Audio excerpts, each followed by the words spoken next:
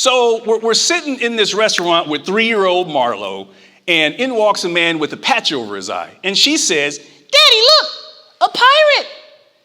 Now, there's people around the table that are laughing, and I'm like, no, he's not a pirate. I don't want her to embarrass me and our family. So no, he's not a pirate. Maybe he has an eye infection, Marlo.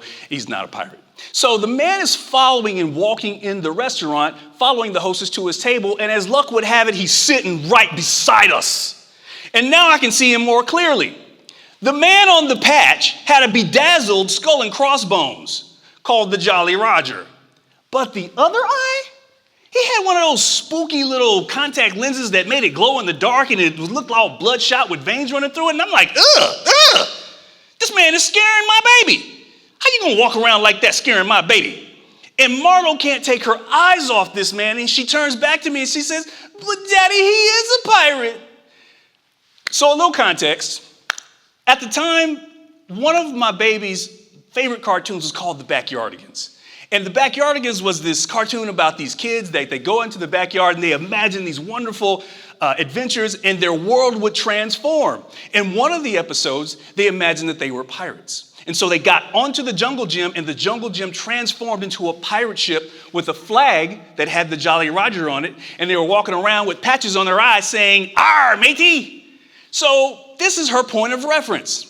And so as we're sitting there, Marlo has her feet on the chair, her body is on the table, and her neck is craned all the way across the table, looking at this man. And y'all, the man turns and looks at Marlo.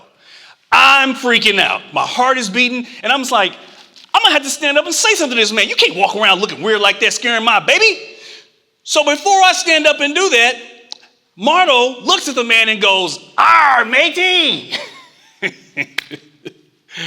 Listen, don't miss this. When you have a dream or a vision that is birthed in you, when it starts to materialize, you can't allow the fears of other people to become your fear. You've got to turn in that direction, turn away from the people who are afraid and the naysayers who don't believe and don't see what you see, because the vision was birthed in you, not them. And when you do that, you lean in and you go all in, and you go all in hard, because it's your vision and it's your time.